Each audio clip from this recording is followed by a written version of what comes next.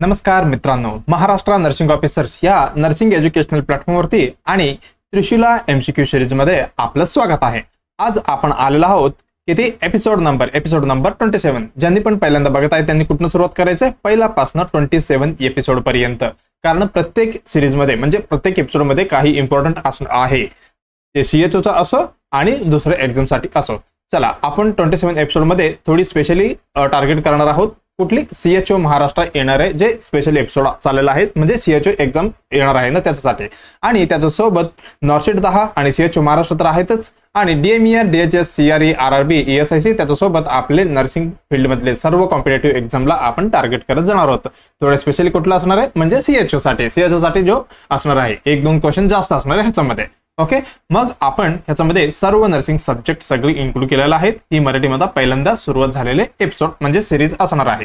चला मग सुरुवात करणार आहे आपण 27th एपिसोडची। त्याच्या अगोदर आपल्याला काय करायचंय, पहिल्यांदा हा चॅनलला आणि व्हिडिओला काय करायचंय, लाईक करायचं आहे आणि कमेंट मध्ये फीडबॅक द्यायचा आहे, कशा पद्धतीने तुम्हाला वाटते बाबा बरोबर आहे का नाही, आणि काही तुम्हाला प्रॉब्लेम असेल किंवा काही शंका असेल तर तुम्ही कमेंट मध्ये विचारू शकता। आणि जे तुमचे विद्यार्थी CHO DMER DMER आणि DHS चा प्रिपरेशन करत असणार किंवा नॉर्सेटची तयारी करत असेल मराठीमध्ये, म्हणजे जे विद्यार्थी मराठीमधला आहे त्यांना तुम्ही हे आपलं चॅनल रेफर करू शकता। आणि त्याच्यासोबत तुम्हाला करायचं आहे सबस्क्राईब, त्याच्यासोबत बेल आयकॉन, ज्यावेळी तुम्हाला म्हणजे व्हिडिओ येतील ज्यावेळी तुम्हाला काय भेटणार आहे, इंटिमेशन म्हणजे नोटिफिकेशन भेटणार आहे। त्याच्यासोबत आपण कुठले व्हॉट्सअप, इंस्टाग्राम, टेलिग्राम, फेसबुक मध्ये पण अवेलेबल आहे, म्हणजे तुम्ही तिथला फायदा घेऊ शकता। ओके, चला मग आपलं ही 26th एपिसोड मधला लास्ट क्वेश्चन होता। तुम्हाला मी सांगितलं होतं बाबा तुम्हाला काय द्यायचंय, उत्तर द्यायचं आहे, जे तुमच्या मनात येते ते उत्तर कमेंट मध्ये टाकायचं आहे। चला मग ह्याची उत्तर आपल्याला आज बघणार आहोत आपण। काय म्हणते बघा question, the nurse is taking the blood pressure, काय करते नर्स, बीपी चेक करताय, okay, of the obese client कसं आहे, थोडी जाड आहे म्हणजे ओबेज क्लायंट आहे।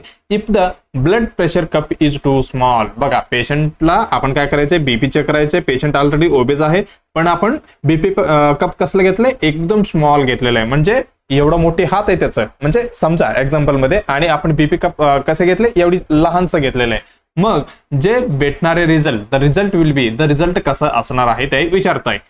पहिला ऑप्शन मध्ये दिलेलं अ फॉल्स एलिव्हेशन, चुकीचं तर भेटणारच आहे, आणि त्याच्यासोबत काय म्हणताय, चुकीचं वाढलेलं दिसणार, आणि फॉल्स लो रिगार्डिंग म्हणजे कमी भेटणार। याच्यामध्ये blood pressure regarding that is correct, म्हणजे जसं आपण घेतलेलं एकदम बरोबर असणार आहे, आणि सब नॉर्मल फाइंडिंग म्हणजे नॉर्मल पेक्षा खाली असणार आहे असं म्हणताय। मग आपल्याला काय बघायचं, थोडक्यात काय बघूया आपण, ब्लड प्रेशर कशा पद्धतीने आपल्याला मेजर करायचं आहे एवढं आपल्याला माहिती असायला पाहिजे। चला मग सुरुवात करणार आहेत आपण BP measurement, blood pressure measurement कशा पद्धतीने आपल्याला करायचं आहे। बीपी मेजरमेंट बघा, बीपी मेजरमेंट मध्ये काय करतो आपण, बीपी इज मेजर्ड बाय कशा पद्धतीने, बाय अप्लाइंग, काय अप्लाय करणार आपण, ते बीपी कप होते आपल्याकडे, बाय अप्लाइंग एन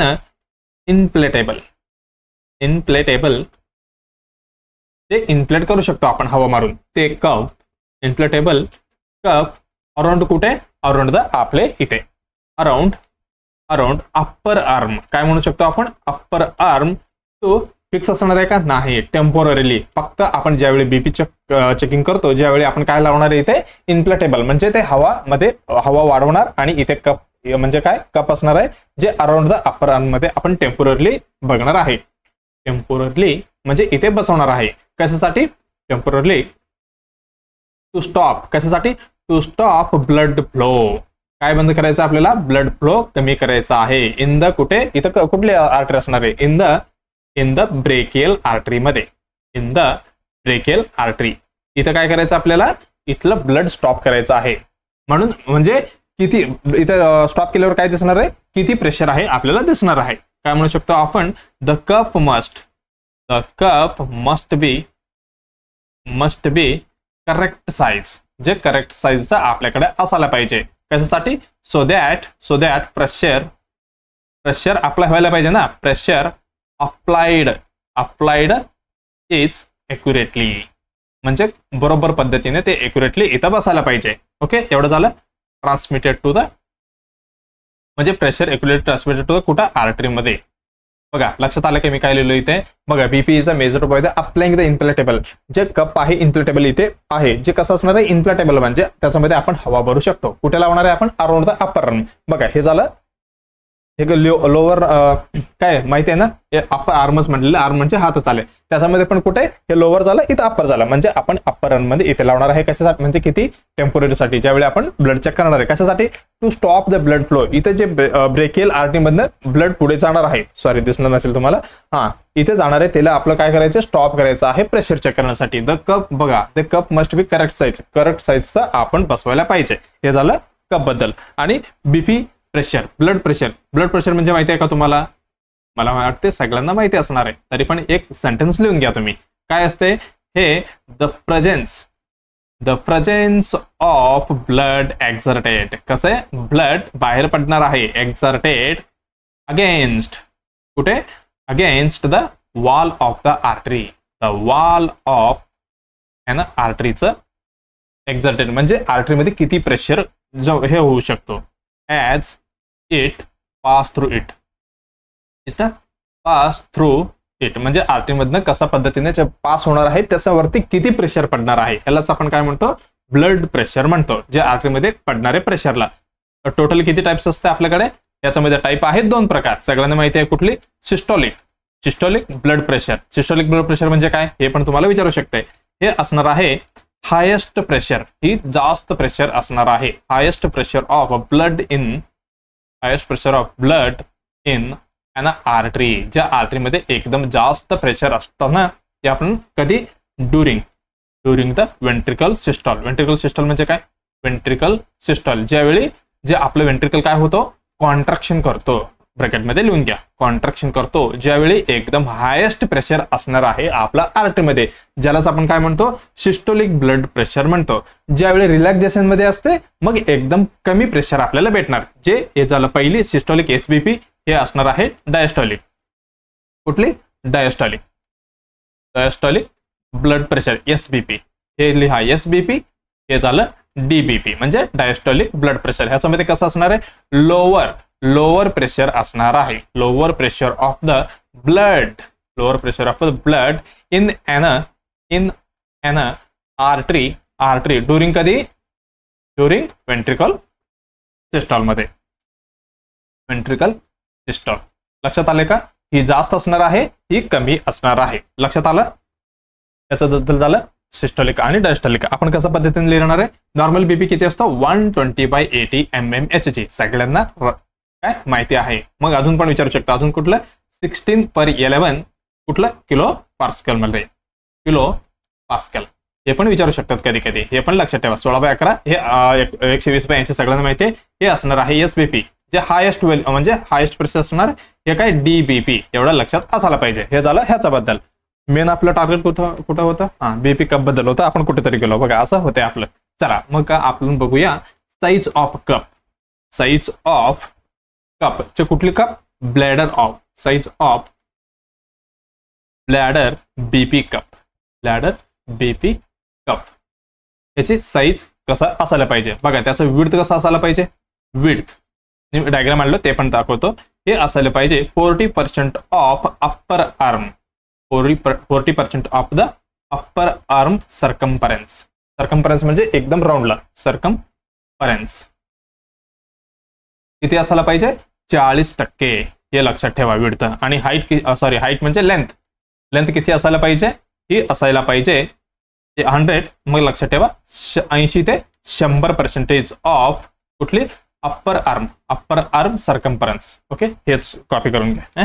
हे काय? अप्पर आर्म ऑफ सर्कम्फरन्स एवढं असायला पाहिजे. कुठली? Size of the bladder BP cup. एवढं झालं. त्याची साईज कसा असायला पाहिजे बघा. इथेच करू का? ओके, मी इथेच लिहितो. एक कॉलम झालं. Okay done. एक झालं. Okay done. आणि हे झालं तिसरा. आणि इथे आपल्याला लिहायचं आहे हेडलाईन. Okay done. आणि हे पण डन. लिहून घ्यायचं आहे तुम्हाला. ओके, याच्यामध्ये असणार आहे कुठले? एज अनुसार असणार आहे. त्याच्यामध्ये विड्थ हे पण सेंटीमीटर मध्ये असणार आहे बरं का. आणि हे काय? लेंथ हे पण कसे? सेंटीमीटर मध्ये असणार आहे. मग आपलं पहिलं बघूया न्यूबॉर्न बद्दल. न्यूबॉर्न मध्ये कसं असायला पाहिजे बाबा? न्यूबॉर्न मध्ये असायला पाहिजे विड्थ 3 सेंटीमीटर आणि लेंथ कसं आहे 6 सेंटीमीटर. एवढं लक्षात आलं. त्याच्यानंतर चिल्ड्रन मध्ये नाही, चिल्ड्रन नंतर येते, पहिलं न्यूबॉर्न नंतर इन्फंट यायला पाहिजे बरं का. एक मिनिट. हा, त्याच्यानंतर इन्फंट मध्ये किती? हे असायला पाहिजे 5, हे असायला पाहिजे 15 सेंटीमीटर. ओके. त्याच्यानंतर येणार चाइल्ड. ओके. हे येणार 8, हे येणार 21. हे सगळे तुम्हाला माहिती असायला पाहिजे बरं का. आणि अडल्ट आर्म मध्ये असायला पाहिजे 13, इकडे असायला पाहिजे 30. आता थाई मध्ये, अडल्ट मध्येच थाई. इन केस ऑफ काही ऍक्सिडेंट वगैरे हाताला काही प्रॉब्लेम असेल तर आपण थाईमध्ये पण चेक करू शकतो. ओके. त्याच्यासाठी हे झालं 20, हे असायला पाहिजे 42. हे सगळे सेंटीमीटरमध्ये आहे. हे आहे इम्पॉर्टंट तुमच्यासाठी. एवढं तुमच्या लक्षात असायला पाहिजे. या पद्धतीने आपल्याला 40% आणि लेंथ 82 100%. एवढ्यामध्ये आपल्याला काय करायचंय? बीपी कप लावून बीपी एकदम बरोबर चेक करायचं आहे. त्याच्यामध्ये काही चेंजेस असेल म्हणजे ज्या पद्धतीने आपले एवढी रिकमेंडेशन दिलेलं आहे, या रिकमेंडेशन सोडून आपण चुकीच्या पद्धतीने चेक केल्यावर आपल्याला भेटणार आहे. कसं भेटणार आहे? आपल्याला भेटणार आहे एरर, म्हणजे रिझल्ट आपल्याला चुकीनं भेटणार आहे. जे कशा पद्धतीने कुठलं प्रकार आपल्याला भेटते ते पण आपण बघूया. काय भेटणार आहे आपल्याला? एरर म्हणजे चुकीचं रिपोर्ट म्हणजे मेजरमेंट आपल्याला भेटणार आहे. बघा, ज्यावेळी आपल्याला कधी कमी भेटणार, लो बीपी कधी भेटणार, लो ब्लड प्रेशर कधी भेटणार आणि हाय ब्लड प्रेशर कधी भेटणार, ओके. सेंटरमध्ये एक डिवायडेशन, ठीक आहे. इंडिया पाकिस्तान बॉर्डर झाला. लो बीपी कधी, म्हणजे बघा काय म्हणतो मी, लो बीपी म्हणजे कमी बीपी ब्लड प्रेशर आपल्याला कधी भेटणार आहे? बघा, ज्यावेळी आपण वाईड कप घेणार, बघा वाईड कप घेणार. समजा एक आहे पेशंट, समजा किती एक न्यूनेटल बच्चो आहे समजा, मग आपण काय करणार? अडल्टचं बीपी कप लावणार. मग ज्यावेळी कमी भेटणार आहे का जास्त भेटणार आहे आपल्याला? मग आपल्याला बीपी भेटणार आहे एकदम कमी. कशामध्ये?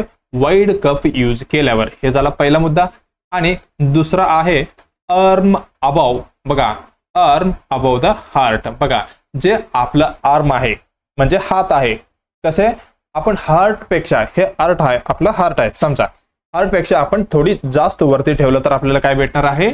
लो बीपी भेटणार आहे. म्हणजे जे प्रेशर आहे मग जे ग्रॅव्हिटी अनुसार काय कमी होणार आहे, जे मेकॅनिझम झालं. मग आपला रिझल्ट कसं भेटणार आहे? हार्ट पेक्षा आपण हात वरती ठेवला तर आपल्याला बीपी कमी भेटणार. हे झालं दुसरा मुद्दा. त्याच्यानंतर टाईट कप,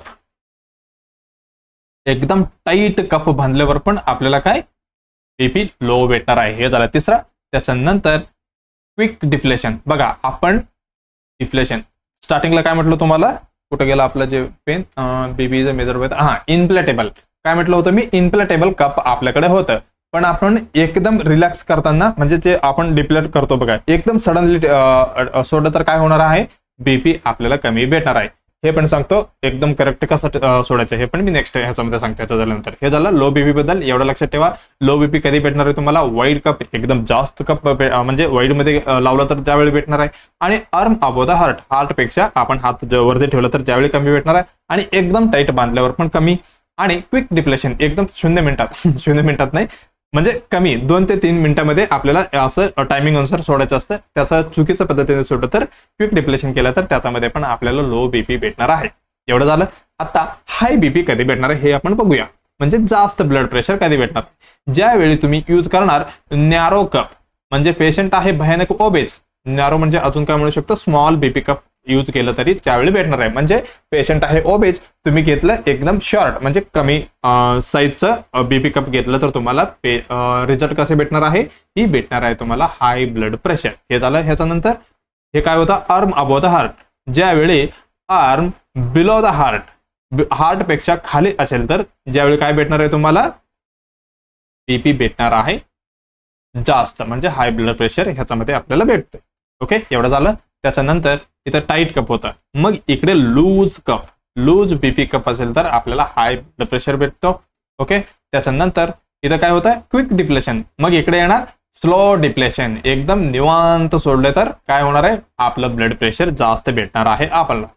आणि त्याच्यानंतर लेग क्रॉस केला असेल, समजा एक पेशंट आहे, त्यांनी तुम्ही एकदम बीपी एक्युरेटली चेक करायचे तुम्हाला, म्हणून तुम्ही काय म्हटलं, म्हणजे बसू नका, तुम्ही काय झोपून टाका, तुमचं बीपी एकदम एक्युरेट मी मेजर करतो.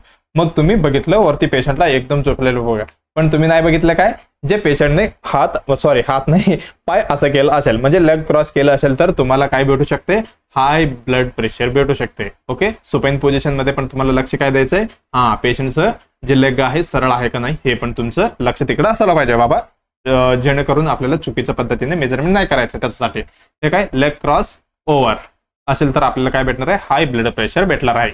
ओके, एवढं आपण बघितलं. मग एकदम बरोबर पद्धतीने कसं चेक करायचं, थोडी लेंदी झाले पण इम्पॉर्टंट आहे. ब्लड प्रेशर एकदम ही काय आपली मेन गोष्ट आहे, मग आपण चेक करणारच आहे, त्याच्यामध्ये प्रत्येक गोष्टी हे आपल्याला माहिती असायला पाहिजे. बघा, ज्यावेळी एक पेशंट येतो तुमच्याकडे, किंवा ज्यावेळी तुम्ही ऑफिसर होणार किंवा नर्सिंग ऑफिसर झालेला असतो, म्हणजे वर्किंग मध्ये असते, ज्यावेळी एक पेशंट येणार, सर माझं बीपी चेक करा. ज्यावेळी पेशंट आलेले की बीपी चेक करायचं, या पटकन झोपा असं म्हणायचं, म्हणजे पटकन या झोपा आणि मी चेक करतो असं म्हणायचंय का. बघा, इन केस ऑफ ते पेशंट स्मोकिंग वगैरे केलं असेल तर आपल्याला अवॉइड करायचं आहे. अवॉइड स्मोकिंग चेक करताना, म्हणजे आता स्मोक करूनच आले, मग काय करायचं, 30 मिनिट म्हणजे 30 मिनिट त्याला काय करायचं, बाबा तू काय एकदम आराम कर, म्हणजे काय रेस्ट करायला सांगायचं किंवा वेट करायला सांगायचं 30 मिनिटं. In case of patient smoke करून आले, एवढं लक्षात असायला पाहिजे. आणि कुठले पण पेशंट आलेले की आपल्याला बीपी चेक करायचं नाहीये, त्यांना काय सांगायचं, कीप रेस्ट 5 मिनिट, म्हणजे 5 मिनिटं तुम्ही आराम करा, मी लगेच तुमचं बीपी चेक करतो असं म्हणायचं. म्हणजे 5 मिनिटं एवढं. बघा, एकदा असं होतं की पेशंट चालून आलेलं असतो किंवा पळून आलेलो असतो, एकदम मीडियामध्ये वगैरे आलेलं असतं, तर त्यावेळी आपल्याला बीपी जास्त भेटणार आहे. शक्यतो आपल्याला काय करायचं, जेणेकरून ते एकदम एक्युरेट मोजण्यासाठी आपल्याला काय करायचंय, स्मोकिंग असेल तर 30 मिनिटं रेस्ट करायला, आणि नॉर्मली आपण 5 मिनिटं पेशंट आल्यावरच चेक करायचं. नाहीतर तुम्ही एकदा चेक करून बघा, एक पेशंट आलेलं आहे, पटकन चेक करा, तेच पेशंटचं 5 मिनिटांनी चेक करा, तुम्हाला व्हेरिएशन भेटते. हे झालं कीप रेस्ट, हे झालं. त्याच्यानंतर पोझिशन कसं द्यायचंय, तुम्हाला पोझिशन द्यायचं आहे सुपाईन पोझिशन देऊ शकता, किंवा सिटिंग पोझिशन पण तुम्ही देऊ शकता ज्या पेशंटसाठी. त्यावेळी बघा, सुपाईन असो किंवा सिटिंग असो, मग पेशंटचा हँड कुठं असायला पाहिजे, hand is at a heart लेवलला. बघा, वरती घेतलं तर कसे तुम्हाला कसे भेटणार आहे, बीपी कुठं गेला आपला, बघा, आर्म अबो द हार्ट घेतलं तर कसं भेटणार आहे, लो बीपी भेटणार आहे, आणि खाली घेतलं तर जास्त भेटणार आहे. म्हणून आपल्याला काय करायचंय, hand is at a heart level, hand is at a heart लेवलला पाहिजे, म्हणजे आपल्याला एकदम इझिली, म्हणजे एकदम एक्युरेट काय भेटणार आहे, मेजरमेंट भेटणार आहे. वरती पण नको, खाली पण नको, कुठे, hand is at a heart लेवलला पाहिजे, म्हणजे हृदयाच्या लेवलला आपलं पाहिजे. एक झालं. आणि लेग डू नॉट क्रॉस किंवा डोंट क्रॉस ओव्हर, याच्यामध्ये पण चेंजेस होऊ शकतो, हे पण आपल्याला काय करायचंय, फॉलो करायचं आहे. हे झालं. त्याच्यानंतर अप्लाय, बघा, कप कुठं लावायचा, अप्लाय कप 2 to 5 सेंटीमीटर किंवा 1 इंच खाली, अप्लाय इंच खाली नाही, वरती बरं का, अबोव द, म्हणजे हे आपलं काय म्हणतो ह्याला आपण, अँटीकुबॅटल फोसा, कुबॅटल फोसा, ह्याचं वरची, म्हणजे इथं डायग्राम आहे, मी दाखवतो बरं का तुम्हाला, एकदम दाखवतो. हे झालं. ह्याचं वरती आपल्याला बीपी कप लावायचं आहे. हे झालं पहिला मुद्दा. आता दुसरे काय काय बघितलं आपण ह्याच्यामध्ये, अवॉइड स्मोकिंग, कीप रेस्ट, आणि पोझिशन सुपाईन आणि सिटिंग मध्ये देऊ शकतो, आणि लेग क्रॉस नाही करायचं आहे, आणि बीपी कप 2.5 सेंटीमीटर किंवा 1 इंच, हे एक आहे बरं का, हे काय 1 इंच काय अबोव द अँटीकुबॅटल फोसा, हे आहे अँटीकुबॅटल फोसा, त्याच्यावरती आपल्याला लावायचं आहे बीपी कप. एवढं आपल्या लक्षात आलं. मग अजून राहिलेले पॉईंट्स कुठले, हे इम्पॉर्टंट पॉईंट्स आहे बरं का. ज्यावेळी आपण हवा भरणार आहोत, म्हणजे इन्फ्लेट करणार आहेत ब्लॅडर, म्हणजे ते हवा भरायला, मग आपल्याला किती भरायचं आहे, ज्यावेळी आपल्याला भेटते 120/80 असेल तर आपल्याला 140 पर्यंत आपल्याला हवा भरायचा आहे, म्हणजे इन्फ्लेट करू शकतो आपण. किती, +20, किती, +20 mmHg at the point of wear काय भेटलेलं पाहिजे आपल्याला, वेअर रेडिकल किंवा रेडियल पल्सेशन बंद होते, पल्सेशन बंद होते, बंद व्हायला काय म्हणू शकतो आपण, सीज होतो, म्हणजे बंद होतो. ज्यावेळी आपल्याला काय करायचं, 120 पर्यंत आलं तर 140 पर्यंत, 140 भेटलं तर 160 पर्यंत, लक्ष तेवढं ठेवायचं आहे. त्याच्यापेक्षा 20 आपल्याला जास्त इन्फ्लेट करायचं आहे. हे झालं त्याच्याबद्दल. मग कशा पद्धतीने आता हवा तर मारले, मग सोडावं लागेल आपल्याला. डिप्लेट कशा पद्धतीने करायचं आहे. डिप्लेट ब्लॅडर जे हातात असते तुमच्या, ओके, ब्लॅडर हे कशा पद्धतीने सोडायला पाहिजे. 2 to 3 mm बघा, 2 to 3 mm पर सेकंड एवढी तुम्हाला डिप्लेट करायचा आहे. एकदम सोडायचं का नाही. एकदम सोडलं तर काय, एकदम बीपी कमी भेटणार. स्लो सोडलं तर हाय बीपी भेटणार. मग आपल्याला ह्याच्या अनुसार फॉलो करायचं आहे. 2 to 3 mm पर सेकंड एवढं आपल्याला सोडायचं आहे. ऍट कुठनं, ज्यावेळी आपल्याला काय भेटतो, एक साऊंड भेटतो. ऍट अ पॉइंट वेअर, बघा हे कुठले साऊंड भेटतो हे पण विचारलेलं क्वेश्चन आहे बरं का. वेअर कुठली साऊंड, याला आ साऊंडला आपण म्हणणार आहोत कोर्ट कॉफ. कुठली, कोर्ट कॉफ साऊंड म्हणतो बरं का. कोर्ट कॉफ साऊंड म्हणतो. ज्यावेळी आपल्याला ही ऐकून येणार आहे. लिसन इट डिनोट, ज्यावेळी आपल्याला ऐकू येते त्याला आपण काय म्हणतो, सिस्टोलिक ब्लड प्रेशर म्हणतो. ओके, एवढं लक्षात आलं. डिप्लेट ब्लॅडर ज्यावेळी आपण बघा आपण इन्फ्लेट करतो 120 आलं तर आपण 140 पर्यंत इन्फ्लेट करणार. ज्यावेळी आपण स्लोली सोडत येणार आहे, ज्यावेळी आपल्याला भेटणार आहे एक साऊंड, ज्या साऊंडला आपण काय म्हणणार आहे, कोर्टकॉफ साऊंड म्हणतो. हे खूप वेळा विचारलेले क्वेश्चन आहे, इम्पॉर्टंट आहे. ओके, याला हे काय डिनोट करतो, हे सिस्टोलिक ब्लड प्रेशर. ज्यावेळी तुम्हाला भेटले 120 ला, मग हे सिस्टोलिक ब्लड प्रेशर झालं. ज्यावेळी असं सोडत येताना जे आवाज काय होणार आहे, इथं साऊंड ऐकू तुम्हाला, जे आवाज बंद होणार आहे. ऍट द पॉइंट वेअर काय, कोर्टकॉफ साऊंड जे साऊंड आहे, ज्याला आपण काय म्हणतो कोर्टकॉफ साऊंड आहे, जे काय सायलेंट होतो किंवा सायलेन्स होतो किंवा थांबतो, त्याला आपण काय डिनोट करतो, हे असणार आहे हे सिस्टोलिक आणि हे डायस्टोलिक ब्लड प्रेशर. ओके, एवढं लक्षात आलं. हे बघा, हे 120/80 हे 80 येऊन थांबणार आहे. ओके, आपण खूप डिटेलमध्ये बघितलं. ओके, चला आपलं क्वेश्चन काय होतं, आपण कुठपर्यंत गेलो. पण बीपी ब्रेस्ट हे काय मेजरमेंट करताना हे सगळी तुमच्या लक्षात असायला पाहिजे बरं का. The nurse is taking the blood pressure of the obese patient आहे. ओके, एकदम मोठी आहे. If the blood pressure cup is too small, एकदम आपण कमी घेतलेलं आहे, मग आपल्याला भेटणार आहे कसं आहे, एकदम हाय ब्लड प्रेशर भेटणार आहे. बघा उत्तरमध्ये काय दिलेलं आहे, अ फॉल्स एलिव्हेशन, एकदम बरोबर, जास्त भेटणार आहे. A false low regarding, low नाही भेटणार. ज्यावेळी पेशंट कमी असणार, आपण जे बीपी कप आहे जे जास्त मोठी घेतलं तर स्लो भेटणार आहे. हे पण कमी झालं, सॉरी चूक झालं. ब्लड प्रेशर रिगार्डिंग अर्थ करेक्ट नाही भेटणार. सब नॉर्मल, बघा सब नॉर्मल कमी आहे का, नाही, नॉर्मल पेक्षा आपल्याला जास्त भेटणार आहे, हे पण चुकलं. मग उत्तर आपलं असणार आहे पहिला. ओके, एक मिनिट दाखवतो तुम्हाला. बघा यावर काय, लो बीपी, इथे हाय, नरो आणि कमी घेतलं तर आपल्याला काय भेटणार आहे, हाय ब्लड प्रेशर भेटणार आहे. एकदम उत्तर बरोबर असणार आहे पहिला. ओके, आपण खूप डिटेलमध्ये बघितलेलं आहे. प्रत्येक गोष्टी तुम्हाला लक्षात ठेवायचं आहे. ब्लड प्रेशर हे आपलं इम्पॉर्टंट काम आहे बरं का. व्हायटल्स मध्ये ब्लड प्रेशर मेजरमेंट कशा पद्धतीने, बघा त्यांनी काय केलेलं आहे, cup right above the elbow on, बघा हे पोसा आहे, कुठलं अँटीकोबॅटल पोसा, त्याच्यावरती 1 इंच वरती आपल्याला बांधायचा आहे. हे झालं सिटिंग पोझिशन मध्ये आहे. आणि लेग ऑन क्रॉसड आहे, बघा हे पण लक्षात घ्या. Arm resting at the heart level, बघा हार्ट लेवलला आहेत. आणि प्रेशर गेज आहे, ह्याच्याबद्दल झालं. हे ब्रेकेर आर्टीला आपण बंद करतो. इथे 2 to 3 सेंटीमीटर म्हटलेलं आहे. मग आपल्याला किती, 1 इंच, तेच हे सगळे सेम झालं. आर्टरी म्हणजे आपलं कप आहे इथं बांधायचं आहे. एवढं लक्षात आलं. अजून काय, बघा हे विड्थ आहे, हे सर्कम्फरन्स, हे काय झालं, लेंथ झालं. हे काय झालं, लेंथ झालं. हे जे आहे याला आपण काय म्हणतो, विड्थ. कसं होतं, हे 40% कव्हर करायला पाहिजे होतं, हे 80 ते 100 पर्यंत, 100% पर्यंत आपल्याला कव्हर करायचं आहे. आणि इथे अपर आर्म मध्ये पण कुठे, सेंटर मध्ये आपल्याला हे बांधायचं आहे. आणि फक्त किती, 1 इंच वरती असायला पाहिजे, अँटीकोबॅटल पोसावर नाही. एवढं लक्षात आलं.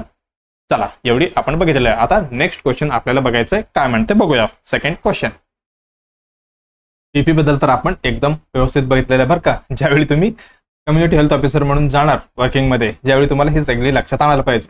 म्हणजे बघा तुम्ही काही चुकीचं गोष्टी घडवलं तर, आता समजा एक नॉर्मल पेशंट आहे, 120 आहे त्याचं, म्हणजे 120/80 आहे. तुम्ही चुकीच्या पद्धतीने मेजर केलं तर ते भेटणार आहे तुम्हाला 140 किंवा कमी पण भेटू शकतो. ज्यावेळी तुम्ही काय म्हणणार, अरे बाबा बीपी खूप कमी आहे, चला याला काय करू आपण, रेफरल करू PHC ला. मग तुमचं मेडिकल ऑफिसर परत तिथे चेक करणार आणि भेटणार त्यांचं नॉर्मल. त्यांनी म्हणतील हे कसलं CH आहे बाबा, यांना बीपी चेकिंग पण करता येणार, असं नाही व्हायला पाहिजे बरं का. आपलं हे इम्पॉर्टंट काम आहे. त्याच्या सोबत आपल्याला ही सगळी जे मेजरमेंट आता मी सांगितलं, म्हणजे जे हे होतं कशा पद्धतीने आपण चेक करायचं होतं, जे सगळं तुमच्या लक्षात आलं पाहिजे बरं का. शक्यतो तुम्हाला कोणी नाव ठेवायला नको पाहिजे. तुम्ही तुमच्या लक्षात आलं पाहिजे, हा बाबा स्वामी सरांनी असं सांगितलं होतं, हे सगळे लक्षात ठेवायला पाहिजे. चला आपण डिटेलमध्ये बघितलं होतं. हे काय म्हणते बघा, विच डिसीज इज ट्रान्समिटेड म्हणजे कसा पद्धतीने पसरतो फ्रॉम द फिको ओरल रूट म्हणजे फिको ओरल रूटने म्हणजे फेसेस वरनं परत ओरल मध्ये गेलं तर या पद्धतीने म्हणजे फेसेस वरनं ओरल पर्यंत जाऊन काय होणार आहे ट्रान्समिशन होणार आहे. बघा यांनी काय विचारलं परत एक्सेप्ट हे दिलेलं सगळे फिको ओरल रूट मध्ये पसरतंय पण एकाला सोडून कुठले मेजल्स आहे का टायफॉइड कोलेरा हेपॅटायटिस ए. चला आपण थोडक्यात बघूया. पहिला फिको ओरल म्हणजे काय समजूया. बघा फिको ओरल म्हणजे काय जे इन्फेक्शन आहे कुठली जे इन्फेक्शन आहे इन्फेक्टेड पर्सन वरनं जे फेसेस वरनं जे दुसरे पेशंटला म्हणजे जे कॉन्टॅक्ट मध्ये येतात ज्या पेशंटला ओरल रूटने किंवा कंटॅमिनेटेड फूड असो वॉटर असो या पद्धतीने दुसऱ्या पेशंट पर्यंत जे पोचणार आहे जे डिसीज त्याला आपण काय म्हणतो फिको ओरल म्हणतो. बघा काय म्हणतो मी फिको ओरल रूटचं हे काय फिको ओरल रूट हा इथेच लिहिलं आहे. चला फिको ओरल रूट म्हणजे काय हे काही इन्फेक्शन आहे हे काय काय इन्फेक्शन आहे इन्फेक्शन स्प्रेड ते सगळीकडे स्प्रेड होतो पेन पॅथोजन कुठली पॅथोजन इन कुठं असणार आहे फेसेस मध्ये असणार आहे faeces of an infected person जे इन्फेक्टेड झालेल्या पर्सन वरनं कुठेपर्यंत जाणार आहे इन्फेक्टेड पर्सन जे कंटॅमिनेटेड फूड असो अजून काय वॉटर असो फूड वॉटर अजून काय म्हणू शकतो आपण हँड्स असो हे काय देन इंगेस्टेड बॉय. बघा कोण इंगेस्टेड करते इंगेस्टेड बॉय कोण अनदर पर्सन केलं तर काय होणार आहे जे इन्फेक्टेड पर्सन वरनं दुसरी पर्सनला इझिली काय ट्रान्समिशन होणार आहे बाय अनदर पर्सन. एवढं लक्षात आलं. फक्त एवढं लक्षात ठेवायचं काय infected person spread contain pathogen करते आणि हे कशावरनं faeces of infected person faeces कुठपर्यंत कंटॅमिनेटेड फूड असो वॉटर असो आणि त्यांचा हात टच केलं असो असं पद्धतीने जे दुसरी पेशंट पर्यंत पोहोचणार आहे त्याला आपण काय म्हणतो फिको ओरल रूट म्हणतो. एक्झाम्पल तुम्हाला डायग्राम दाखवतो. बघा एक पर्सन आहे ही काय ही इन्फेक्टेड पर्सन आहे. हे कोण आहे हे इन्फेक्टेड पर्सन आहे म्हणजे त्याला इन्फेक्शन ऑलरेडी झालेलं आहे. बघा इथे काय लिहिलंय फीज ऑफ इन्फेक्टेड पर्सन ह्याचे फेसेस मधनं बघा कुठे इथे फ्लूइड मध्ये काय फ्लुइड्स मध्ये किंवा फील्ड मध्ये किंवा फ्लाईज मध्ये आणि फिंगर्स मध्ये याला आपण काय म्हणतो 5F असं म्हणतो. या पद्धतीने याच्यामध्ये काम करतो. बघा 5F कुठे आले हे फेसेस मध्ये आणि फ्लुइड्स मध्ये फ्लाईज मध्ये फिंगर्स मध्ये अशा पद्धतीने 5F मध्ये हे पसरणारे हे काय फिको ओरल रूट या पद्धतीने पसरतो. बघा इथे फ्लुइड मध्ये हे पाणीमध्ये झालं इकडे मातीमध्ये हे मक्की वगैरे असं टच करून कुठेतरी दुसरी पर्सन जे पर्सन काय कंटॅमिनेटेड फूड वॉटर असे पाणी पिलं किंवा काहीतरी खाल्ले तर ते काय परत ही न्यू होस्ट मध्ये ट्रान्समिशन होणार आहे. आपण कशा पद्धतीने इथे कमी करू म्हणजे काय म्हणू शकतो प्रिव्हेंट करू शकतो. बघा टॉयलेट बॅरियर या पद्धतीने आपण बंद म्हणजे प्रिव्हेंट करू शकतो. आणि ह्याच्या नंतर हे सेफ वॉटर म्हणा किंवा हँड हायजीन वगैरे आपण हँड वॉशिंग वगैरे करून त्याला काय प्रिव्हेंट करू शकतो. ओके चला हे झालं फिको ओरल बद्दल. आता आपला मेन मुद्दा काय होता ते काय कुठले डिसीज मध्ये होतो. चला पहिले कुठले दिलेले मिजल्स. चला मिजल्स बद्दल आपण काय 0 मिनिटात बघूया. पहिलं होतं मिजल्स. Okay measles. बघा हे मिजल्स कुठले याचं पॉझिटिव्ह एजंट काय तुम्हाला विचारू शकते बरं का याच्यामध्ये पॉझिटिव्ह एजंट काय आहे याचं असणार आहे मॉर्बी व्हायरस. पॉझिटिव्ह एजंट असणार आहे मॉर्बी व्हायरस. त्याचं फॅमिली कुठलं आहे बाबा ही असणार आहे पॅरामिक्झो व्हायरस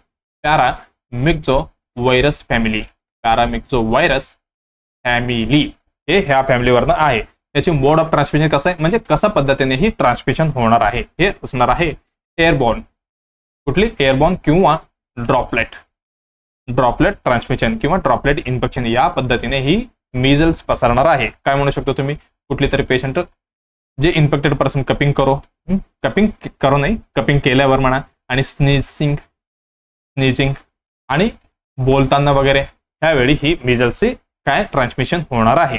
मग ह्याचं हे काय म्हणू शकतो आपण पोर्टल ऑफ एंट्री म्हणजे एंट्री कुठनं घेऊ शकतो. आता समजा ज्यावेळी आपलं इंडिया म्हणतो बघा काय मुंबईला काय म्हणतो आपण gateway of India portal of entry म्हणजे भारतामध्ये अगोदर यायचं असेल तर डायरेक्ट कुठे यायचं अगोदर मुंबईमध्ये यायचं. मग हे पण मिजल्स कशा पद्धतीने एंट्री घेणार आहे आपल्या शरीरामध्ये पोर्टल ऑफ एंट्री याचा असणार आहे रेस्पिरेटरी ट्रॅक्ट ऑफ म्युकोसा म्हणजे रेस्पिरेटरी मधनं ही एंट्री घेणार आहे आपल्या शरीरामध्ये. झालं एवढं झालं. मग आपण प्रिव्हेन्शन कसं करायचं बाबा याची प्रिव्हेन्शन करायचं सगळ्यांना माहिती आहे. रुटीन इम्युनेशन मध्ये आपण ह्याची काय देतो, वॅक्सिनेशन देतो. कुठली, MR म्हणजे काय, मिझल आणि रुबेला याच्यामध्ये कव्हर होतो. बघा कधी कधी देणार आहे आपण हे वॅक्सिन, MR वॅक्सिन. हे पण तुमच्या लक्षात असायला पाहिजे. पहिली डोस देतो आपण 9 महिन्याला आणि दुसरी कधी देणार आहे बाबा, हे झालं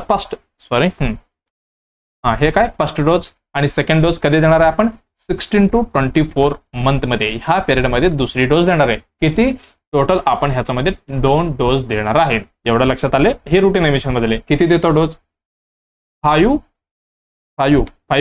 हे देतो का, 5 ml नाही बरं का, 0.5 ml. किती, 0.5 ml डोस देणार आहे. आणि रूट कुठली, सबक्युटेनियस रूट मध्ये आपण हे देणार आहे. आणि विथ विटॅमिन ए. बघा विटॅमिन ए कशासाठी देतो हे तुम्ही कॉमेंट मध्ये म्हणजे द्यायचं आहे. बघा MR सोबत विटॅमिन ए देतो. विटॅमिन ए सगळ्यांना माहिती आहे ब्लाइंडनेस कमी करण्यासाठी देतो, पण मिझल्स सोबतच का देतो हे पण तुम्हाला सांगायचं आहे. बघा क्वेश्चन काय आहे तुमच्यासाठी, मिझल्स ज्यावेळी वॅक्सिन देणार आपण 9 मंथला, ज्यावेळी त्याच्यासोबत विटॅमिन ए देणार आहे, कशासाठी देतो तुम्हाला सांगायचंय. ओके चला, मग मिझल्स आहे का पिको ओरल, नाही. मग आपलं हे उत्तर नसणार आहे. बघा हे काय म्हटलंय, पिको ओरल रूट म्हटलेलं आहे. आता टायफॉइडचं बघूया. टायफॉइड पण असू शकतो ना, टायफॉइड मध्ये पण.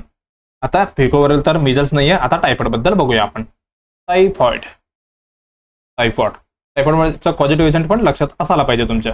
कुठले, याला सलमान खान नाही बरं का, साल्मोनेला. सलमान खान पण लक्षात ठेवलं तरी चालेल. आपल्याला काय फक्त लक्षात ठेवायचं आहे आणि एक्झामला टिक करून यायचं आहे. हे काय, टायफॉइडचं पॉझिटिव्ह एजंट साल्मोनेला टायफी. हे कसं आहे हे पण लक्षात ठेवा. ही ग्राम पॉझिटिव्ह आहे. पॉझिटिव्ह का नाही, मी कन्फ्युजन करायला असं म्हणतो बरं का. ही ग्राम नेगेटिव्ह बेसिलस आहे बरं का, बेसिलस लक्षात ठेवा, निगेटिव्हच आहे. याची मोड ऑफ ट्रान्समिशन कसं असणार आहे, हेच असणार आहे फिको ओरल. जशा पद्धतीने तुम्हाला सांगितलं 5F लक्षात ठेवायचं. फिको ओरल म्हणजे 5F लक्षात यायला पाहिजे तुमचं. आणि इन्क्युबेशन पिरियड कसं याचं, 10 to 14 दिवस, 10 ते 14 दिवसामध्ये हे एकदम पसरतो. हे झालं याचं क्लिनिकल फीचर्स. याच्यामध्ये काय काय दिसू शकतो तुम्हाला, हाय फीवर दिसते याच्यामध्ये. हाय फीवर म्हणजे एकदम भयानक ताप आणि अब्डोमिनल पेन. आणि अजून काय म्हणतो, हे इम्पॉर्टंट बघा, रोज स्पॉट्स ऑन कुठे, चेहऱ्यावरती का नाही, अब्डोमिन वरती. जे काय रोज सारखे काय तुम्हाला स्पॉट दिसणार कशामध्ये, पोटावरती. हे झालं. त्याच्यासोबत पेशंटला डायरिया असतो, कधी कधी कॉन्स्टिपेशन असतो बरं का, कॉन्स्टिपेशन हे पण असू शकतो. हे झालं ह्याच्याबद्दल. मग ह्याची प्रिव्हेन्शन कसे करणार तुम्ही, कशाची, टायफॉइड बद्दल. त्याच्यामध्ये आपण पेशंटना देणार सेफ वॉटर सप्लाय, चांगल्या पद्धतीने पाणी देणार. आणि अजून काय म्हणू शकतो, प्रॉपर सॅनिटेशन. ओके. हे झालं. फूड हायजीन देणार. फूड हायजीन म्हणजे हायजीन एकदम स्वच्छतेच्या पद्धतीने फूड वगैरे द्यायचं. आणि अजून काय राहिलं, वॅक्सिनेशन पण देतो. पटकन लक्षात यायला पाहिजे. हे पण आपलं रुटीन इम्युनेशन मध्ये आहे बरं का. हे झालं याच्याबद्दल. रुटीन इम्युनेशन मध्ये आहे का टायफॉइड, पटकन चेक करून सांगा मला. याच्यामध्ये टायफॉइड मध्ये 2 प्रकारचे वॅक्सिन आहे, एक ओरल येते, एक इंजेक्टेबल येते. तुम्हाला सांगायचंय टायफॉइड फिको ओरल आहेत, फिको ओरल. हे झालं. आणि आता नेक्स्ट कुठलं आहे, कोलेरा. तिसरी ऑप्शन आहे कोलेरा. कोलेरा बद्दल आपल्याला थोडक्यात अभ्यास करायचा, कारण आपलं भरपूर क्वेश्चन पडलेलं आहे. चला, हे काय, याचं पॉझिटिव्ह एजंट काय, याचं पॉझिटिव्ह एजंट असणार आहे विब्रिओ कोलेरा. हे पण कुठलं आहे, हे पण ग्राम निगेटिव्ह बेसिले आहे, ग्राम निगेटिव्ह. हे झालं कोलेरा बद्दल. अजून काय म्हणू शकतो, मोड ऑफ ट्रान्समिशन कशी आहे याचं सगळ्यांना पटकन लक्षात आलं असेल. ही पण फिको ओरल रूट आहे. पण मेनली लक्षात ठेवा, वाटर मधनं ही काय पसरतो. याचं इन्क्युबेशन पिरियड ही असणार आहे फ्यू अवर टू. एकदम फास्ट मध्ये ही काय अफेक्ट करतो बरं का, फ्यू अवर टू काय म्हणू शकतो, 5 दिवस. एकदम कमी. बघा म्हणजे इन्फ्लुएन्झा ओके, ह्याच्यापेक्षा थोडी सेकंड मोस्ट मध्ये घेऊ शकता तुम्ही कोलेराला. हे झालं. हे याचं अजून काय बघायचं, क्लिनिकल फीचर्स याच्यामध्ये काय काय दिसू शकतो. ह्याच्यामध्ये सडन ऑनसेट ऑफ प्रोफ्यूज, लगेच तुम्हाला ह्याची केस भेटणार आहे बघायला. आणि याला आपण काय म्हणतो, वॉइस वॉटर स्टूल कुठे भेटतं विचारल्यावर तुम्हाला उत्तर सांगायचं आहे कोलेरामध्ये. आणि ह्याच्यामध्ये एवढं स्टूल पास होते की पेशंटला भयानक डिहायड्रेशन मध्ये जातो बरं का, भयानक डिहायड्रेशन मध्ये. ह्याच्यामध्ये खूप इम्पॉर्टंट ह्याचं आहे. डिहायड्रेशन झालं त्याच्यावरून डिहायड्रेशन शॉक मध्ये पण जाऊ शकते पेशंट. एवढं झालं. आणि प्रिव्हेन्शन कसं करायचं हे पेशंटची, प्रिव्हेन्शन मध्ये काय काय करणार, जेच आता मी सांगितलं ते पण करायचं आहे. त्याच्यासोबत अजून काय म्हणू शकतो, त्याच्यामध्ये गरम केलेलं पाणी बॉईल किंवा अजून काय म्हणू शकतो क्लोरिनेटेड पाणी द्यायचं आहे. क्लोरिनेटेड पाणी, कारण मेनली कसं आहे वॉटरमध्येच ही पसरतो म्हणून ही पाणी पेशंटला द्यायचं आहे. एवढं झालं. आणि मेंटेन हँड हायजीन मेंटेन करायचं आहे. मेंटेन हँड हायजीन एवढं झालं. त्याच्यासोबत कॉलरचं पण वॅक्सिन आहे बरं का, रुटीन मेन्शनमध्ये नाहीये पण आपण देऊ शकतो. हे झालं त्याच्याबद्दल. मग ही पण फिको ओरल रूट झालं. आता राहिलं कुठलं हेपॅटायटिस ए. आता हेपॅटायटिस ए बद्दल बघूया. हेपॅटायटिस एचं पॉझिटिव्ह एजंट काय हेपॅटायटिस ए व्हायरस HPV हे काय व्हायरस हेपॅटायटिस ए व्हायरस बरं का. याच्यामध्ये हेपॅटायटिस ए मध्ये RNA व्हायरस असतो बरं का. RNA व्हायरस असतो. पटकन लक्षात यायला पाहिजे. फक्त हेपॅटायटिस मध्ये DNA व्हायरस असतो. फक्त कशामध्ये हेपॅटायटिस बी मध्ये. हे पण इम्पॉर्टंट आहे, तुमच्या लक्षात असायला पाहिजे. ओके. याचं इन्क्युबेशन पिरियड असतो 15 ते 50 दिवसापर्यंत. 50 दिवसापर्यंत असतो. आणि एव्हरेज तुम्ही काय 28 दिवस पकडू शकता. पण एवढी लक्षात ठेवा इन्क्युबेशन पिरियड 15 ते 50. आणि ह्याच्यामध्ये काय दिसणार क्लिनिकल फीचर्स पेशंटमध्ये फिवर तर दिसणार आहे, कारण इन्फेक्शन आणि इन्फ्लेमेशन झालेलं आहे. आणि त्याच्यासोबत मलाइज जॉइंटिस, कारण ही कुठं इन्फेक्टेड झालेलं आहे लिव्हरला इन्फेक्टेड झालेलं आहे. आणि ह्याच्यामध्ये डार्क युरिन भेटणार आहे. आणि एलिव्हेटेड कुठली एन्झाईम एलिव्हेटेड लिव्हर एन्झाईम बरं का. लिव्हर एन्झाईम एलिव्हेटेड दिसणार आहे हेपॅटायटिस ए मध्ये. आणि हेपॅटायटिस ए सोबत जे हेपॅटायटिस ई आहे बरं का, हेपॅटायटिस ई पण काय हे दोन्ही फिको ओरल रूट आहे. रूटच नाही सांगितलं की याच्यामध्ये ही रूट आहे फिको ओरल. हे दोन्हीचं रूट कसं आहे फिको ओरल. ह्याचं कुठल्यामध्ये हेपॅटायटिस मध्ये ए आणि ई. तर ह्याच्यामध्ये काय देऊ शकता तुम्ही हेपॅटायटिस एचं वॅक्सिन आहे बरं का. हेपॅटायटिस एचं वॅक्सिन आहेत. आणि ह्याच्यामध्ये काय करू शकतो आपण इम्प्रूव्ड सॅनिटेशन आणि फूड हायजीन आपल्याला चांगलं करायचंय. ही प्रिव्हेन्शन आहे एकदम बेस्ट ह्याच्यामध्ये. हे झालं हेपॅटायटिस ए बद्दल. चला मग आपलं उत्तर काय होतं, सॉरी उत्तर नाही क्वेश्चन. यांनी विचारलं होतं फिको ओरल रूट सगळी आहे एकाला सोडून. पटकन लक्षात यायला पाहिजे. आपलं मिजल्स कसं होतं, मिजल्स कुठं गेलं आपलं हे काय एअरबॉर्न आणि ड्रॉपलेट इन्फेक्शन होतं. बाकी सगळे फिको ओरल रूट एक्सेप्ट विचारल्यावर आपलं उत्तर जाणार आहे एकदम बरोबर पहिला उत्तर. मग आता जायचं आपल्याला नेक्स्ट क्वेश्चनला. नेक्स्ट क्वेश्चन काय म्हणता येईल बघा, लक्षात ठेवा. हे काय 5F लक्षात यायला पाहिजे. चला नेक्स्ट क्वेश्चन काय म्हणते बघा. After unprotected sex. बघा तुमचं एकदम फेवरेट क्वेश्चन आलं कम्युनिटी मधलं आणि कॉन्ट्रासेप्शन मधलं. हे तुम्हाला माहिती असायला पाहिजे. आणि ही सगळी पिल म्हणजे ही मेडिसिन तुमच्याकडे असणार आहे स्टॉक मध्ये. आणि तुम्हाला वाटायचं पण आहे बरं का, आणि द्यायचं पण आहे. हे काय after unprotected sex emergency contraceptive tablet म्हणजे पिल शुड बी टेकन विदिन. जे तुमच्याकडे कॉन्ट्रासेप्टिव्ह पिल आहे, कसलं इमर्जन्सी कॉन्ट्रासेप्टिव्ह पिल आहे, should be taken within after कधी अनप्रोटेक्टेड सेक्स केल्यावर कधी घ्यायचं आहे असं म्हणताय. चला पहिल्या ऑप्शन मध्ये दिले 24 तासामध्ये. आणि हे काय 48 आवर्स मध्ये आणि 72 तासामध्ये आणि 120 तासामध्ये. बघा काय म्हणते इमर्जन्सी टॅबलेट शुड बी म्हणजे काय घ्यायलाच पाहिजे एवढा टाइम मध्ये असं म्हणताय. ओके. चला मग आपण इमर्जन्सी कॉन्ट्रासेप्टिव्ह बद्दल थोडक्यात बघूया. इमर्जन्सी कॉन्ट्राप्शन म्हणजे हे रुटीन नाही बरं का, म्हणजे रुटीन मध्ये नाही, इमर्जन्सी मध्ये आपण ह्याला यूज करतो. इमर्जन्सी कॉन्ट्रासेप्शन बद्दल आपल्याला बघायचं आहे. बघा ह्याला अजून काय म्हणू शकतो आपण, दुसरी नाव पण आहे बरं का. ह्याला आपण म्हणू शकतो पोस्ट क्वायटल पिल म्हणजेच कॉन्ट्रासेप्शन असं मेन्शन होते. आणि अजून एक नाव आहे मॉर्निंग आफ्टर पिल. बघा लक्षात आलं, मॉर्निंग आणि आफ्टर लक्षात आलं का. मॉर्निंग आफ्टर पिल पण म्हणतो बरं का, हे ह्याची नाव झाले. मग आपण हे कशासाठी यूज करतो बाबा, यूज्ड टू प्रिव्हेंट. कशासाठी यूज्ड टू प्रिव्हेंट आफ्टर कधी after unprotected sex. After unprotected sexual intercourse. कधी यूज करणार आहे, सेक्शुअल इंटरकोर्स केल्यावर. बघा यूज टू प्रिव्हेंट आफ्टर काय प्रिव्हेंट करण्यासाठी, प्रेग्नेन्सी बरं का, हे पण लक्षात असायला पाहिजे. हेच विचारलं मेन मुद्दा. हे काय use to prevent pregnancy after unprotected sexual intercourse. किंवा अजून काय म्हणू शकतो कॉन्ट्रासेप्शन फेल्युअर झाल्यावर.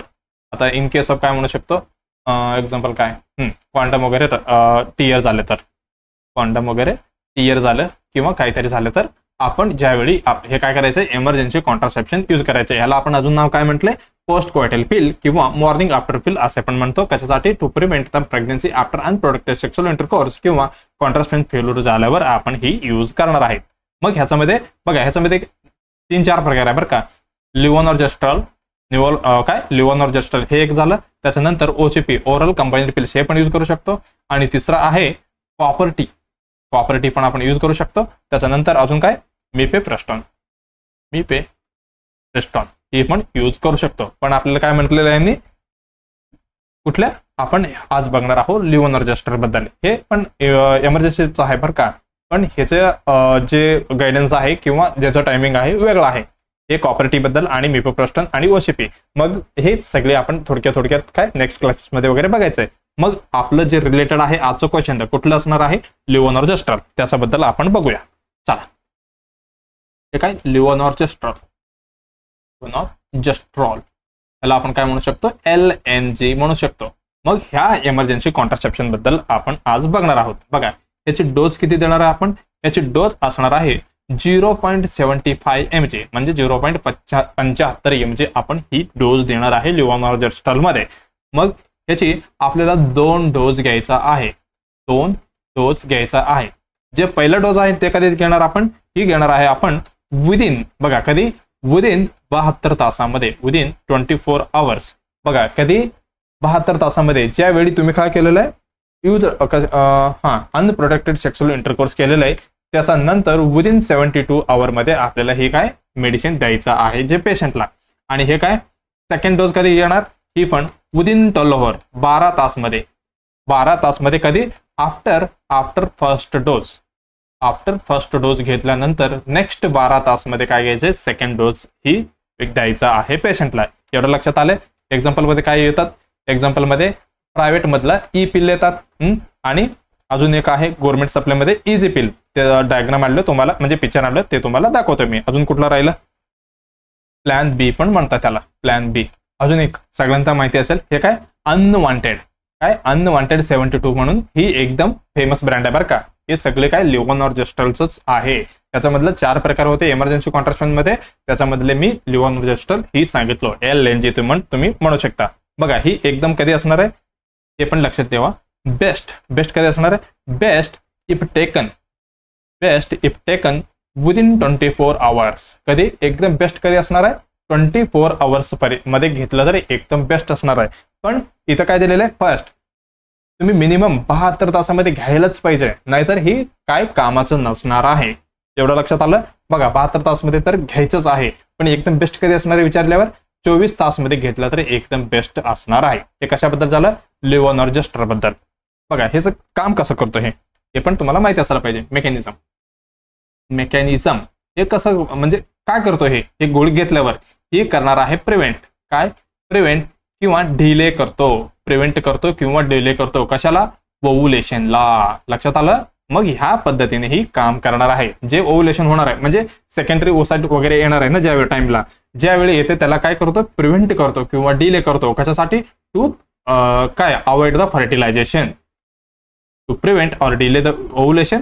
कशासाठी, किंवा अल्टर करतो, ट्युबल ट्रान्सपोर्ट, जे ट्रान्सपोर्ट होऊन कुठेपर्यंत जाणार आहे, सेकंडरी ओसाइट पर्यंत जाणार आहे. त्याला पण काय करतो, हे काय करतो, अल्टर करतो स्पर्म किंवा एगला. कन्फ्युजन करून टाकतो. म्हणजे कशासाठी, टू प्रिव्हेंट द फर्टिलायझेशन.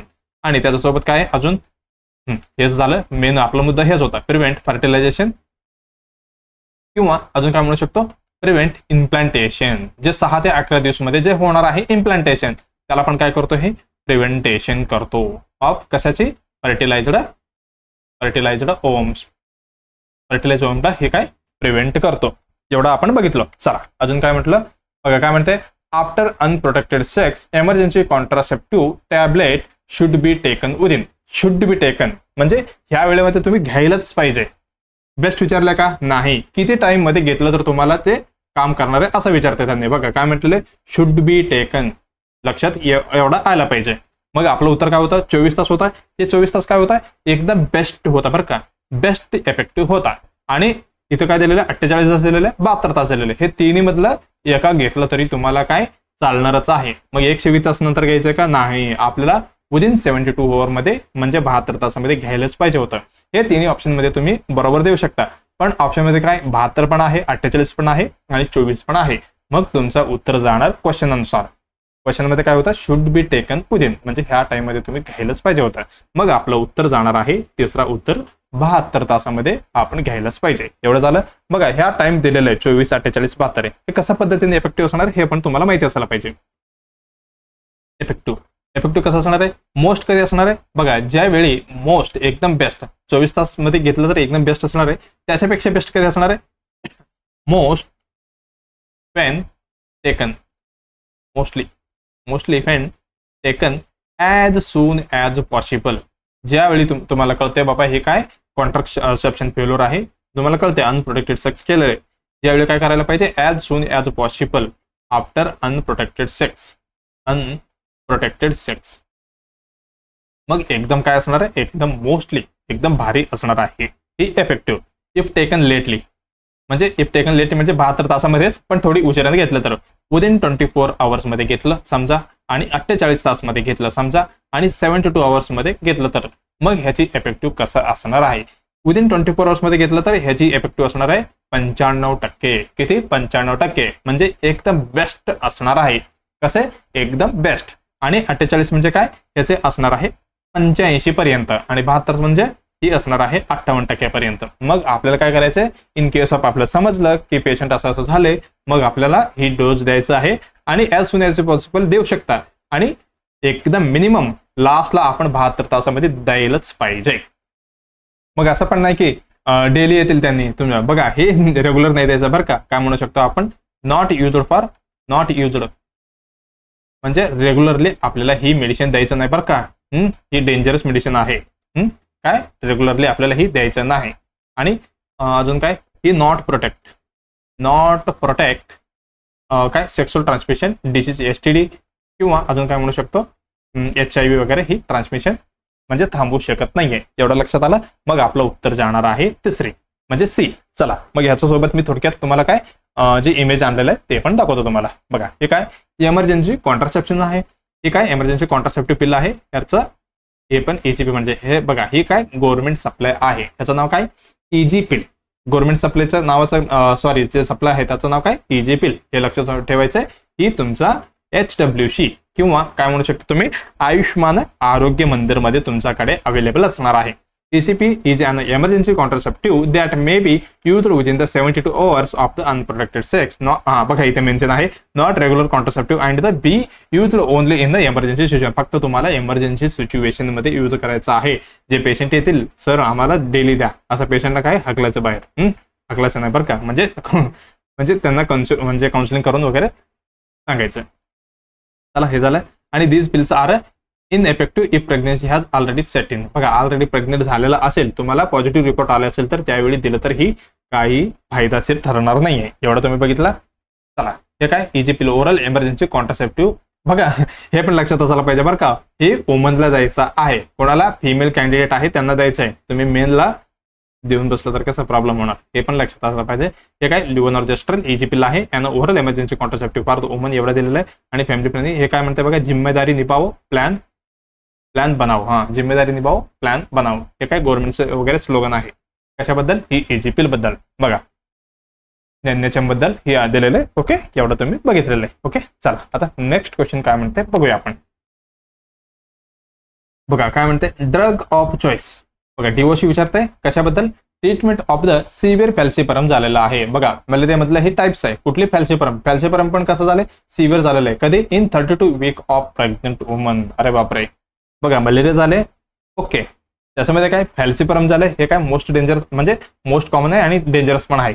आणि ते पण कसं झालं, एकदम सिव्हिअर झाले आणि इन केस ऑलरेडी काय 32 वीक प्रेग्नंट वुमन आहे.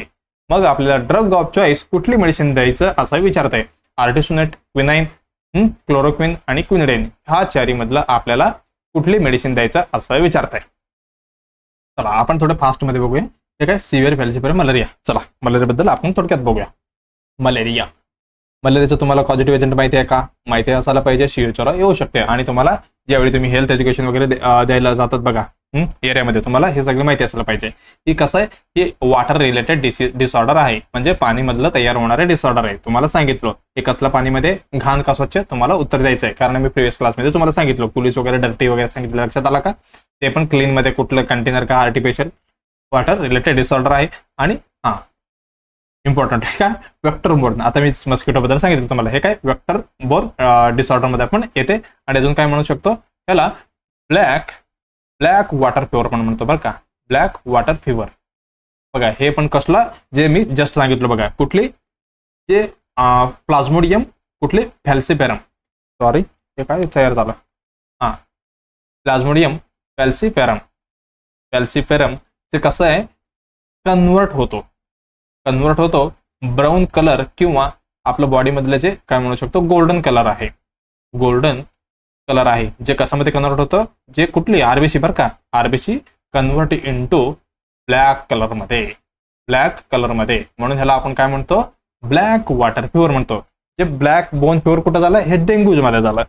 ते पण जे सेकंड टाईप मध्ये बघा, ते एवढं लक्षात आलं तुम्हाला. मग आपल्याला काय करायचं, ह्याच्यामध्ये अवॉइड करायचं आहे. कशासाठी, जे ब्लड डोनर आहे मलेरियावाले, मग ब्लड डोनरला अवॉइड करायचं आहे. कितीपर्यंत, अप टू 3 इयर पर्यंत. एकदा इन्फेक्टेड झालं तर 3 इयर पर्यंत, लक्षात ठेवा 3 इयर पर्यंत.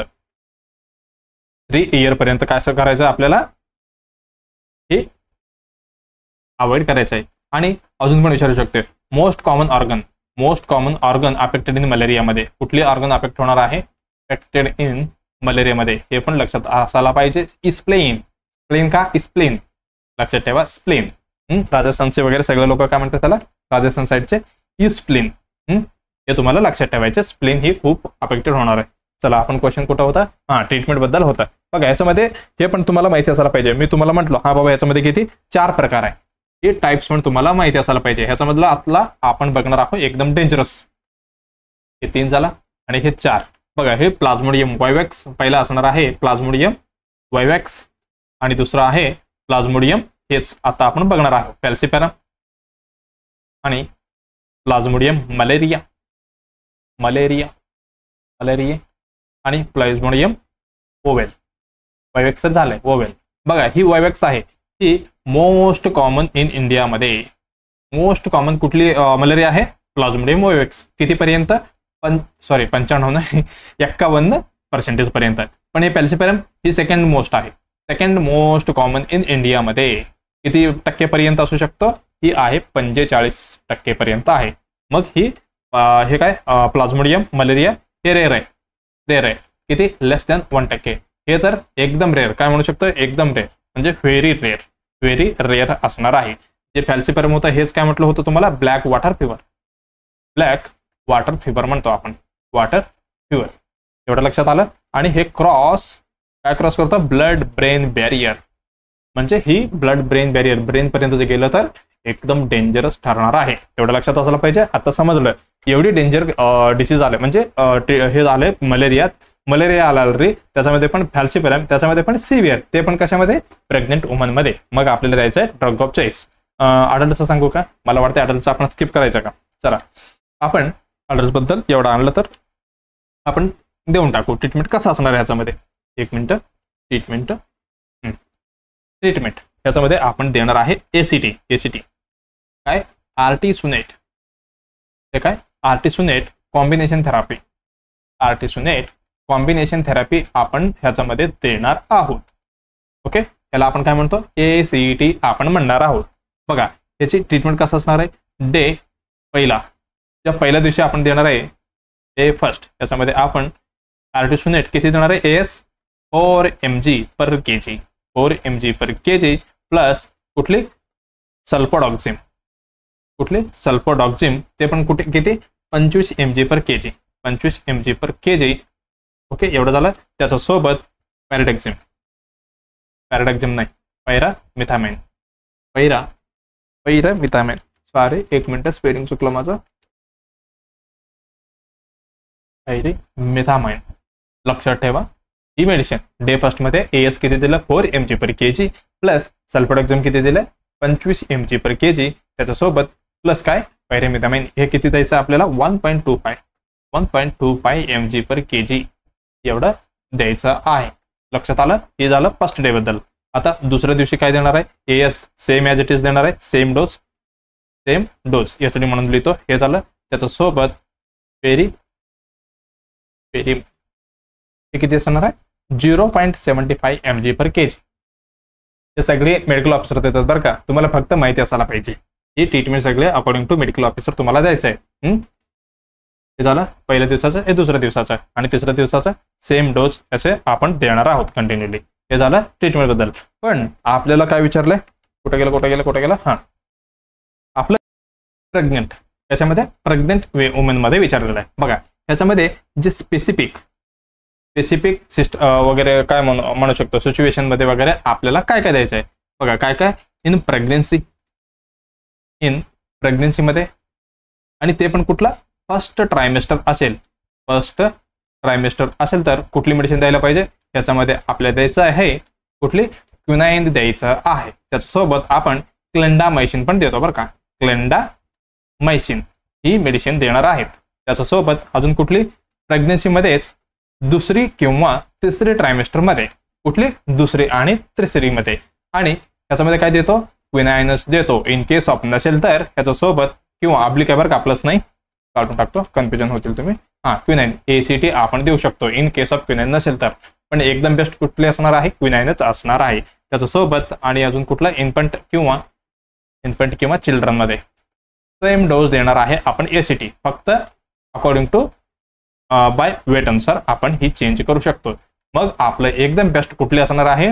बघा आर्टिसोनेट ही परफेक्ट आहे सेकंड आणि तिसरा मध्ये. पण ह्यांनी काय म्हटलेलं आहे? 32 वीक प्रेग्नेंट मध्ये आर्टिसोनेट आपण देऊ शकतो. पण एकदम बेस्ट कुठली असणार आहे? ही असणार आहे क्विनाइन. हे कसं आहे? एकदम सेफेस्ट आणि इफेक्टिव्ह ड्रग असणार आहे. सगळी इन फुल प्रेग्नेन्सीमध्ये एकदम बेस्ट असणार आहे क्विनाइन. ओके, एवढं तुमच्या लक्षात आलं. आणि क्लोरोक्विन काय? हे आपण एवढी इफेक्टिव्ह नाहीये. हे काय? हे आपण प्रेग्नेन्सीमध्ये हे याच्यामध्ये वगैरे यूज करत नाहीये बरं का. हे पण गेलं. आर्टिसोनेट आपण कधी कधी यूज करतो. पण एकदम बेस्ट कुठली असणार आहे? बी म्हणजे काय? क्विनाइन एकदम बरोबर उत्तर असणार आहे. ओके, चला आपलं उत्तर भेटलं. हे बघा, हे काय? क्विनाइन सल्फेट मेडिसिन हे आपण देणार आहोत. एकदम बेस्ट असणार आहे. काय? एकदम बेस्ट आणि इफेक्टिव्ह इन फुल प्रेग्नेन्सीमध्ये किंवा ऑल ट्रायमेस्टरमध्ये एकदम बेस्ट असणार आहे. ओके, चला नेक्स्ट क्वेश्चन. टाइम झाले वाटतं आपलं. ओके, जे बाकीचे क्वेश्चन आहे व्हिच मेडिकेशन कॉमनली. ओके, एवढं आपण नेक्स्ट ह्याच्यामध्ये बघूया. चला मग तुमच्यासाठी काय? ही उत्तर तुम्हाला कॉमेंटमध्ये द्यायचं आहे. बघा थोडी लेंदी जात असेल तर काही प्रॉब्लेम नाहीये. एक्झाम अजून टाइम आहे तुम्हाला. जे इम्पॉर्टंट डायरेक्टली किंवा इनडायरेक्टली येऊ शकतात मी तुम्हाला डिटेलमध्ये सांगत चाललो बरं का.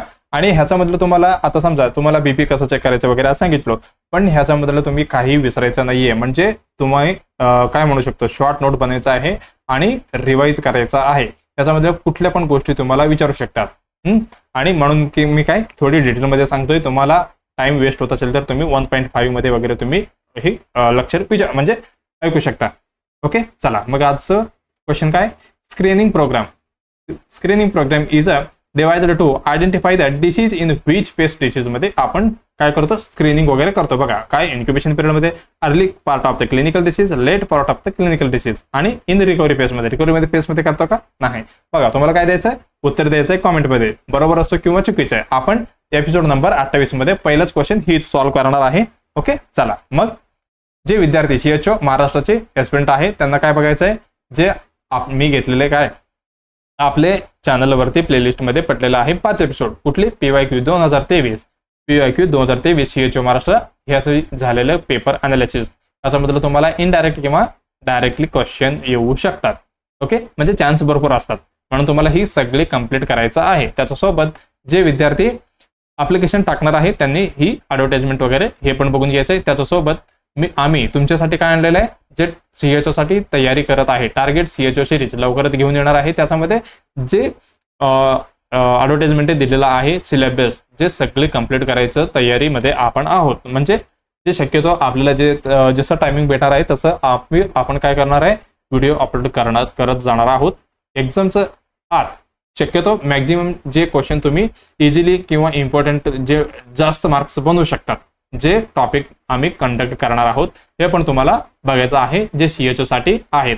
आणि CHO साठीच नाहीये, जे CHO साठी तर येणारच आहे, जे नॉर्शिट मध्ये पण येऊ शकतात बरं का, हलक्यात घ्यायचं नाही, जे कम्युनिटी सब्जेक्टला कुठे पण विचारू शकतात. ओके, चला हे सगळं तुम्हाला ही कमिंग सून आहे, आपण तयारीत आहे, लवकरच घेऊन येतो बरं का. हे झालं. आणि त्याच्यासोबत हे तुम्हाला ब्रह्मास्त्र सिरीज पण आपल्या प्लेलिस्ट मध्ये आहे, तुम्हाला बघायचं आहे. चला मग शेवटला काय करायचंय, व्हिडिओला लाईक करायचंय आणि कॉमेंटमध्ये फीडबॅक द्यायचा आहे. आणि तुम्हाला काही शंका असेल तर तुम्ही विचारू शकतात. आणि जे विद्यार्थी CHO, DMER, DHS आणि नॉर्शिटची तयारी करत असेल, जे विद्यार्थ्यांना काय करायचे, ही आपलं चॅनल तुम्ही रेफर करायचं आहे. चला, जे विद्यार्थी मराठीमधला आहे आणि त्याच्यासोबत सबस्क्राईब सोबत बेल आयकॉन पण दाबायला विसरू नका. ज्यावेळी व्हिडिओ येतील तुम्हाला इंटिमेशन किंवा नोटिफिकेशन भेटणार आहे. ओके, चला ओके, आपण नेक्स्ट व्हिडिओमध्ये लवकरात भेटणार आहोत. धन्यवाद.